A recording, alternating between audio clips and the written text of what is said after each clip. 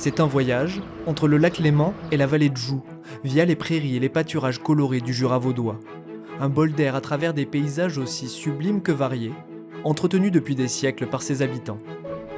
Quelques kilomètres à peine, à la sortie d'Aubonne, arrêt Montreux village, notre première rencontre. Bienvenue à Montreux. C'est Walter Steiner qui nous fait découvrir sa ferme cachée, juste en contrebas de la route. Alors ici, vous avez mon poulailler mobile. Ça, c'est mes cochons, c'est les Duroc. Ici, vous voyez mon rucher. Là, c'est là où j'ai mes abeilles. C'est un des piliers, en fait, pour moi, de la production. Salut. Walter nous présente aussi le petit dernier de la famille. T'as déjà eu ton biberon avant. T'as de nouveau faim?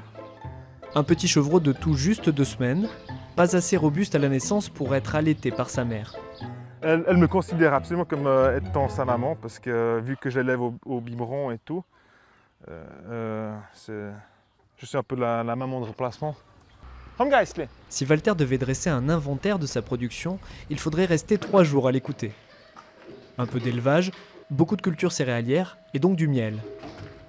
Quand il a repris la ferme familiale, Walter y a insufflé un nouvel état d'esprit, de nouvelles pratiques. L'idée, c'est vraiment d'être en circuit fermé. C'est d'avoir des productions, des sous-produits et tout reste en fait à la ferme. Uniquement les produits finaux en fait vont aux consommateurs.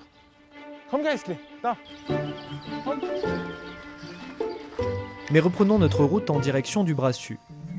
Au fil des kilomètres, les paysages sont d'un vert plus intense, les cimes des épicéas et des sapins blancs plus hautes. En grimpant vers le col du Marchérus, notre car pénètre dans le parc du Jura vaudois, un territoire immense de 540 km². C'est l'une des forêts les plus denses et les plus belles d'Europe. Au fil des virages, la route est dessinée par ces murs de pierre sèche qui semblent s'étendre à l'infini. Le parc du Jura vaudois en compte 690 km. Et par endroits, les embardées d'une voiture peuvent créer des brèches comme ici. Les gardiens du temple, les muretiers, les reconstruisent alors inlassablement selon un savoir-faire séculaire inscrit au patrimoine immatériel de l'UNESCO. L'utilisation du ciment est proscrite. Alors, il y a plusieurs pierres. On a des pierres de base. Ça, c'est une boutisse. Elle traverse le mur d'un bout à l'autre. On les garantit 100 ans, même plus. La redescente du col de Marchérus nous fait glisser doucement vers la vallée de Joux. C'est le terminus de notre itinéraire. Arrêt Le Brassus, où nous attend le maestro du skateboard, Laurent Gollet. Alors bienvenue au Brassus, on va aller à mon atelier qui se trouve à 300 mètres là plus loin. Suivez-moi. Rencontre improbable avec le seul et unique menuisier suisse qui fabrique des skates réputés dans le monde entier. Alors bienvenue dans mon atelier au Brassus.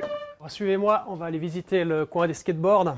Donc là, on va travailler les chons à la main, comme on a appris aux travaux manuels à l'école.